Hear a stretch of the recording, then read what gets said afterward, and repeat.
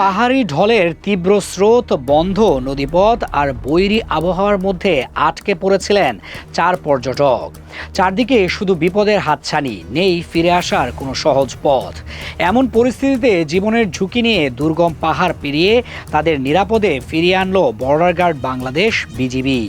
সামাজিক যোগাযোগ মাধ্যমে ছড়িয়ে পড়া একটি ভিডিওতে দেখা যায় প্রবল বৃষ্টি ও বন্যার পানির মধ্যে জীবনের ঝুঁকি নিয়ে মানুষকে উদ্ধারে কাজ করছেন বিজিবি সদস্যরা। সেই ভিডিও ছড়িয়ে পড়ার পর প্রশংসায় ভাসছেন উদ্ধার অভিযানে অংশ নেওয়া সদস্যরা। পরে জানা যায় বান্দরবানের থানচি উপজেলার দুর্গম থুইসাপাড়ায় আটকে পড়া 4 পর্যটককে উদ্ধারের ঘটনাই ছিল ওই অভিযানের অংশ।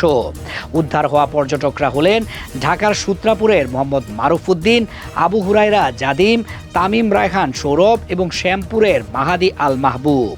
জানা গেছে গত 4 জুলাই আমিয়াখুম পর্যটন কেন্দ্র ভ্রমণের উদ্দেশ্যে থানচির থুইসাপাড়ায় যান তারা। কিন্তু 7 জুলাই থেকে শুরু হওয়া টানা ভারী বৃষ্টি ও পাহাড়ি ঢলে পরিস্থিতি ভয়াবহ হয়ে ওঠে। নদীপথে চলাচল বন্ধ হয়ে যাওয়ায় 4 পর্যটক সেখানে আটকা পড়েন।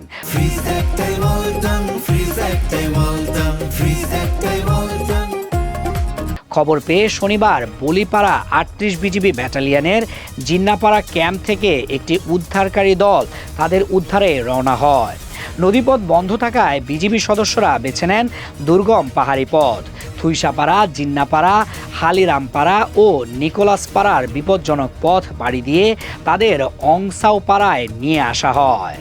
সেখানে বিজিবি ক্যাম্পে তাদের রাত যাপনের ব্যবস্থা করা হয়।